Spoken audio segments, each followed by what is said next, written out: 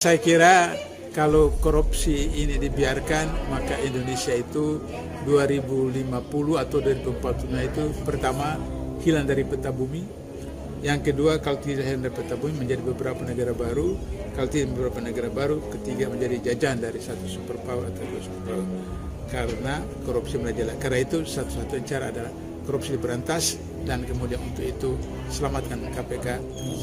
Jadi ketahuan bahwa Presiden dan pemerintah tidak mendukung KPK memberantas korupsi. Bongkar kemungkaran di rezim Jokowi. GKS penasehat KPK lantang menyuarakan, maklumlah dia hanya boneka, apa kata tuanya. Mantan penasehat KPK, banyak kemungkaran di era kepemimpinan Jokowi. Suara Flores.com. Di era kepemimpinan Presiden Joko Widodo alias Jokowi, banyak kemungkaran diantaranya munculnya UU Minerba yang menguntungkan oligarki, UU KPK yang direvisi membuat koruptor senang.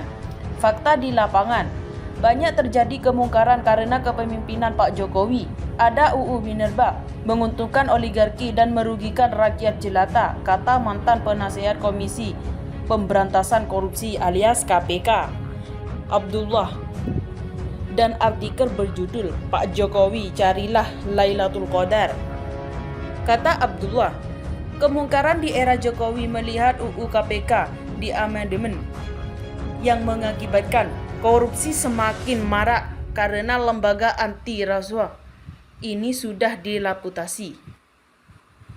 Hal tersebut dapat dilihat dari fakta KPK tidak bisa menangkap Harun Masiku, kasus BLBI, IKTP, dan proyek Meikarta tidak tuntas penanganannya. Bahkan anak Pak Jokowi yang dilaporkan ke KPK pun tidak jelas perkembangan, paparan Abdullah. Kemungkaran era Jokowi, kata Abdullah, adanya UU Cipta Kerja merambagus yang hak-hak pelbagai kalangan di Indonesia. Apalagi Jokowi sangat ambisi dan memaksa dipindahkannya ibu kota ke Kalimantan Timur yang akan menghabiskan sekitar 500 triliun dalam kondisi keuangan negara yang sangat tidak sehat. Jika Jokowi membatalkan semua kebijakan dan peraturan perundang-undangan yang selama ini merugikan rakyat, maka 8 kenikmatan akan diperoleh ulama karismatik Makkah. Syed Muhammad bin Alwi Al-Maliki menyebut 8 tanda orang mukmin yang memperoleh Lailatul Qadar, yakni hatinya lembut, mudah menangis, menyesali dosa-dosanya yang lalu, merasa malu kepada Allah, rindu kepada baginda Rasulullah, senantiasa merasa tenang dan lapang dada, bertambah rajin beribadah dan beramal soleh, serta rindu berjumpa dengan Allah. Jika 8 nikmat itu diperoleh selepas Idul Fitri, Pak Jokowi dapat meniru apa yang dilakukan Soekarno dan Soeharto, yakni menyerahkan kekuasaan ke orang lain secara damai. Jika hal tersebut dilakukan meski tidak sekaliber Soekarno dan Soeharto, Pak Jokowi dapat dikenang sebagai bapak pembangunan infrastruktur, pungkasnya. Berikut komentar dari warganet.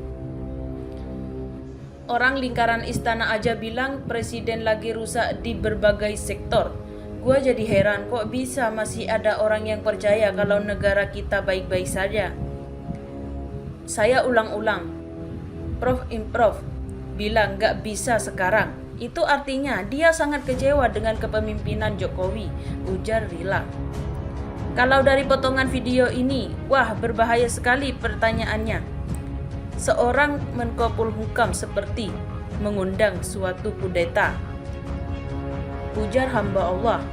Apanya yang kode keras? Seorang sebelum dan sesudah menjabat yang memegang itu adalah ucapnya. Kalau terkesan standar ganda, apa bisa dipercaya? Bangsa yang maju itu kuncinya yang cuma satu, peminimum kualitas. Salah satunya strong leaders. Kalau wawasan atau ilmu juga dangkal, jaga. Jadi apa bangsa ini? Ujar Fadli. Jangan cuma berpikir dan berteori, Prof. ambil langkahnya untuk bersikap dan bertindak. Kalau nggak nyaman dan rezim sekarang nggak mampu bertindak, mundur saja. Itu bagian dari langkah dan sikap nyata dari sekedar teori. Berusaha mencari tali untuk menyelamatkan diri sendiri karena tahu sebentar lagi kapalmu tenggelam, ujar John. Dia mau tahu pemimpin dia sekarang gak bisa diandelin tapi masih mau kerja jadi bawahannya. Profesor apaan begini Om Do? Mulai cuci tangan seperti waktu Prabowo Hatta kalah, dia begitu cepat lepas tangan. Dan dalam permintaan saat ini pemerintahan, dia bukanlah orang yang punya kekuatan.